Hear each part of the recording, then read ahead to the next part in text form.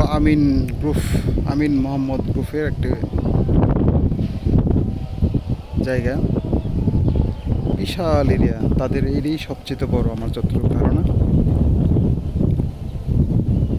বিস্তীর্ণ এলাকা নিয়ে তারা এই প্রজেক্টটা করছে। এই প্রজেক্টে এটার নাম দেওয়া হচ্ছে গ্রিন মডেল টাউন। খুব সুন্দর একটা জায়গা। দেখেন, মনে হচ্ছে একটা মিনি আফ্রিকা। একটা মিনি আফ্রিকাতে আছে আমি, এই জন্য আপনাদের জন্য ভিডিওটা করা,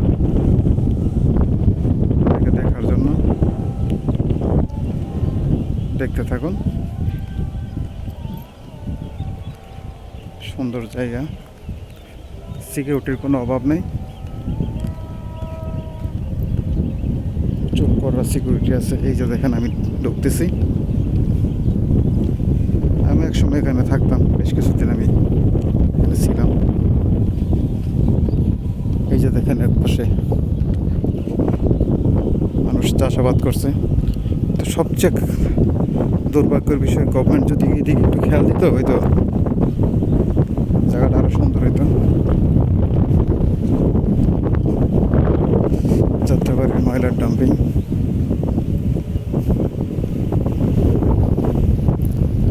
সমস্ত বাংলাদেশের যত ময়লা সব সম্ভবত এখানে আসে। যাই হোক,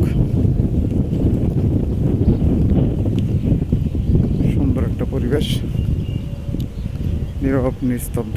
এই যে দেখেন একটা বাড়ি, কত সুন্দর নিরিবিলি বাড়ি। তবে দুর্ভাগ্য এটা, এই যে আমার সামনে বাড়িটা দেখছেন, 2025 সালের মাঝামাঝি কোনো এক সময় এখানে দুর্দর্শ একটা ডাকাতি সংগঠিত হয়।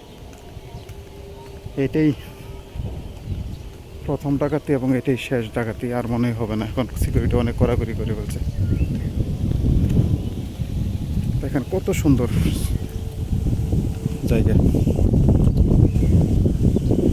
ঢাকা সিটিতে যদি কেউ স্বর্গের মতো থাকতে চান, এখানে কিছুটা সময় কাটিয়ে যেতে পারেন।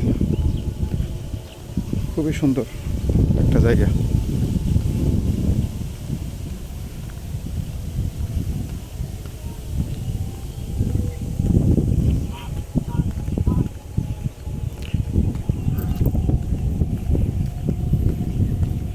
পুরো সবুজে ভরা।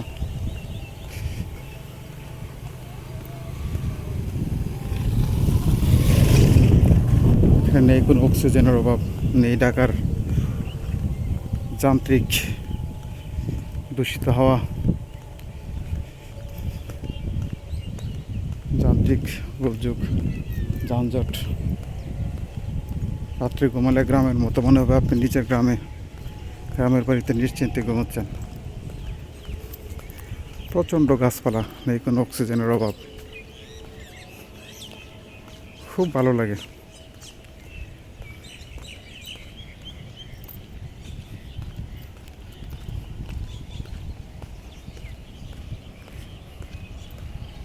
এই যে দেখেন কত সুন্দর জায়গা। এখানে আসলে আমার কাছে মনে হয় আমি সম্ভবত সুন্দরবনের মধ্যে চলে আসছি, অথবা আফ্রিকার কোনো একটা প্রত্যন্ত গ্রামে আছি।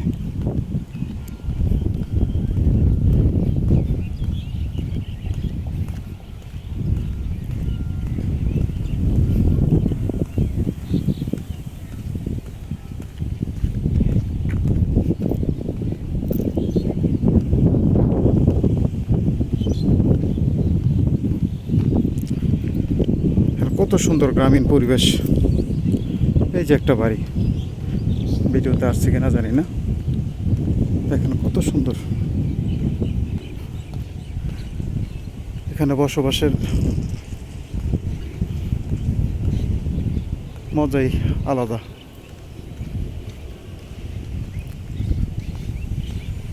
সেটা পড়ছে মান্ডা গ্রিন মডেল টাউন, আমিন মোহাম্মদ গ্রুপের একটি জায়গা। খুবই সুন্দর।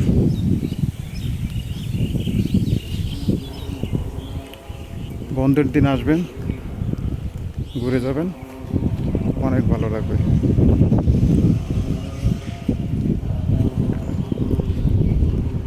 এটা অনেক সুন্দর জায়গা। ভিডিও করলে অনেকক্ষণ সময় লাগবে, ভিডিও আর দীর্ঘায়িত করবো না, আপনাদের জন্য এটুকুই। আজকের মতো বিদায়, আল্লাহ হাফেজ।